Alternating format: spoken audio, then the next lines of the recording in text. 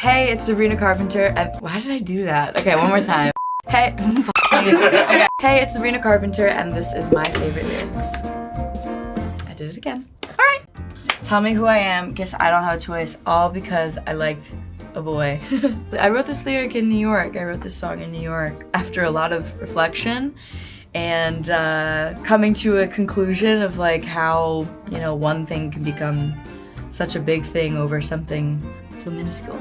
I think all any songwriter ever wants is to speak their truth and speak, you know, closest to their own voice, and I feel like that song perfectly captured a really interesting time in my life, and I feel like really summed up a lot that I wish I could have said for a really long time, so that song's really special to me, and I love seeing how it's related to people all over the world, because I think when I wrote it, I didn't think anyone would relate to it in the way that they have, which has been really nice, so. Anytime I do that, by the way, feel free to edit it out. Woke up this morning, thought I'd write a pop hit. How quickly can you take your clothes off? Pop quiz. Shakespearean. Basically, at this point, I didn't think I was writing a song anymore. I thought I was just being a silly girl, and I ended up using these lines as an outro for my song Nonsense, and they just rhymed, truthfully. Pop hit, pop quiz. Actually, now that I'm realizing it, it bothers me that I say pop twice. I'm gonna change the song. I think I'm gonna unrelease it and try one more time. But feel free to use these as pickup lines. They work. You also change the outro a lot on tour. Do you have a favorite variation? Ooh, that's a good question, because I feel like some cities I just went a little rogue in. It had nothing to do with the city and more to do with the rhyme, if the rhyme rhymed with something good. I think I said something in Philadelphia, which is where I was born, about rearranging my organs. It's just because it rhymed with the city I was born in. So it's kind of funny how those things happen, and my mom was in the car that night, but I'd probably say Philly was my favorite. That's my shape, I made the shadow, that's my name, don't wear it out though. It's so weird reading these out loud. I'd like prefer them with melodies, but this song is Sue Me, and this was a song that I wrote after I got sued. I actually really loved That's My Name, Don't Wear It Out though, because I felt like I always heard people say it my whole life, and it was one of the first songs I feel like my sense of humor and my personality was like really infused into the song. How do I empower myself and make myself feel confident? I think a lot of it is letting go, like physically, like I know people say like letting loose and dancing is like good for that, but it really is. I feel like sometimes if I'm ever feeling too self-conscious, to just like shake it out and get it out of your system is really important. So I love that I have friends that love to dance with me. My friends do Just Dance all the time, which is also a really weird thing that I've never told anybody, but we'll be texting and they'll be like, BRB, gotta Just Dance. And then I come back in 3 minutes and I'm like, how was it? And they're like, we did the good one. So no one cares. I deserve an hour in a week to focus on my thoughts, not so obsessed with yours I can't hear myself speak. I start crying. No, this is probably one of my favorite lyrics on the album, Emails I Can't Send. It was just such a real thought at a time in my life where I felt like I was giving so much of the space in my mind to other people and other things and not myself at all. And so I was just kind of like begging for even just like the smallest amount of time that I could actually like dedicate to myself and my own thoughts, and it's quite literal in that sense, but every relationship is so different, and sometimes you need to learn the lesson yourself and you need to take all the time that it takes to learn it.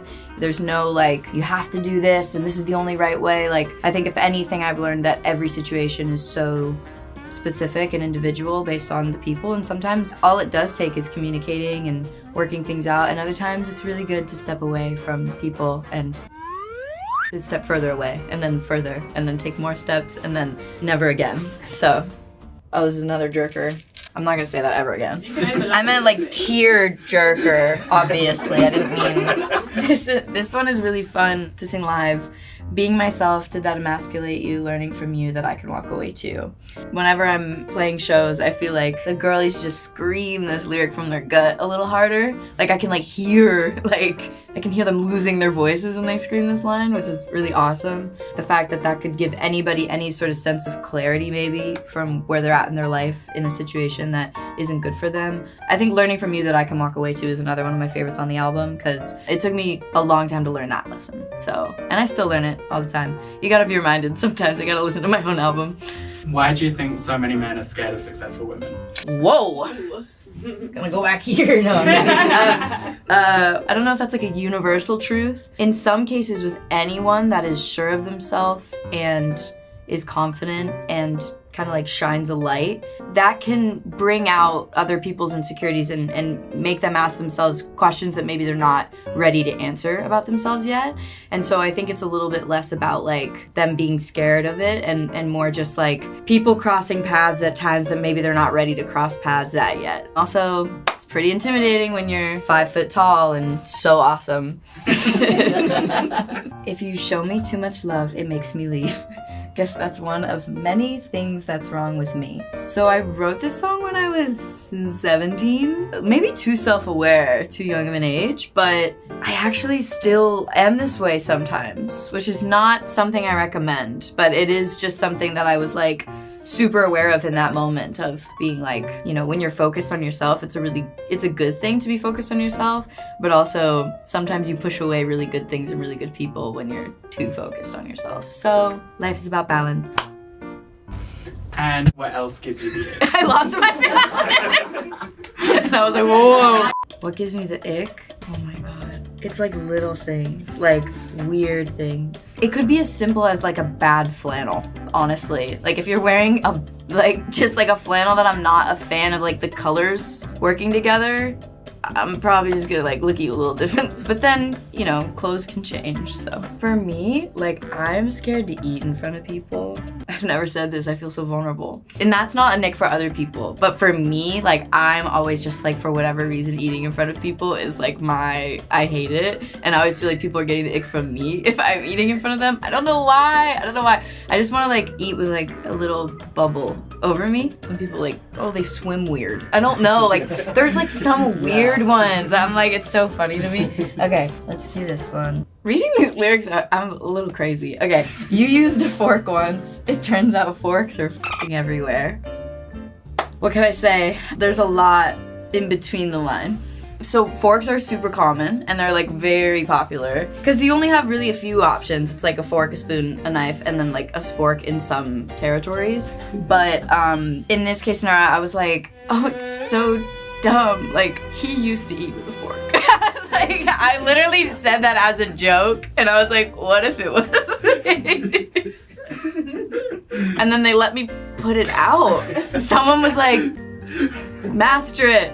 I mean, if I'm gonna take myself seriously, I'm an artist, I can do it, I swear. Sometimes, like at the end of anything that's really painful, it's like the smallest thing in the world can set you off, and the smallest thing in the world can remind you of them. And that's what I was really trying to capture. I was just like, it can literally be anyone or anything, or, you know, any little minuscule detail. And fork just did it. And now my fans bring forks to shows, which I'm a little concerned about. Like sometimes they're waving forks at me, it looks like pitchforks. That's why I feel like I'm being almost attacked. But it's so peaceful, like they just wave them.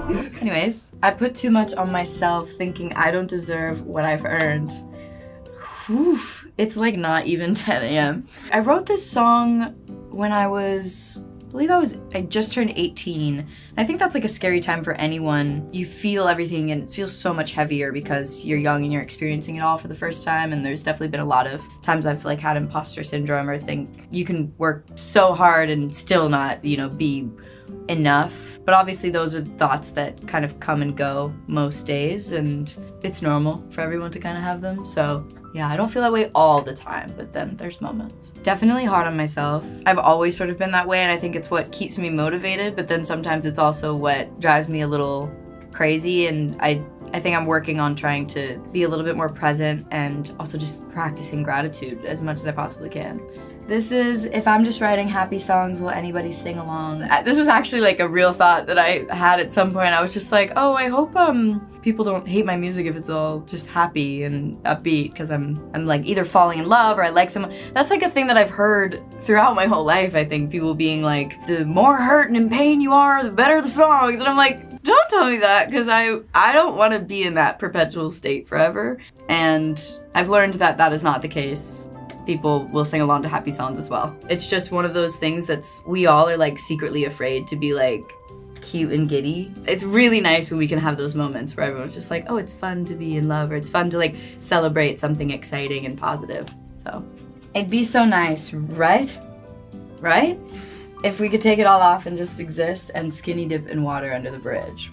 I think this has to be like one of my favorite metaphors on the whole album.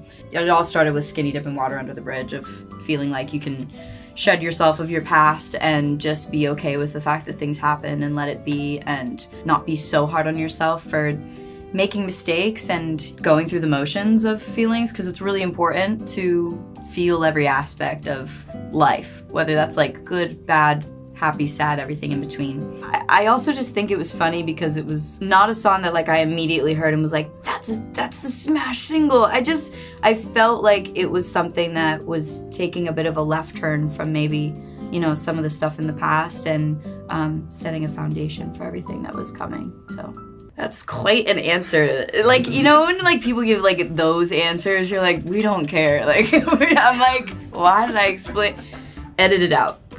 Just edit it out. And you never do, that's the thing. You actually never do. You guys specifically never do. I'm always like, please? And you're like, don't worry. We'll edit it out, love. We've got your back. You don't. You're gonna keep all of this. Oh my god, it's still going. Other artists that inspire me as lyricists. Definitely two of the people I got to write the album with Julia Michaels and JP Sachs, I think are some of the best. Right there. Some of the best lyricists I've ever met, and just close friends. Fiona Apple, Joni Mitchell, Taylor Swift.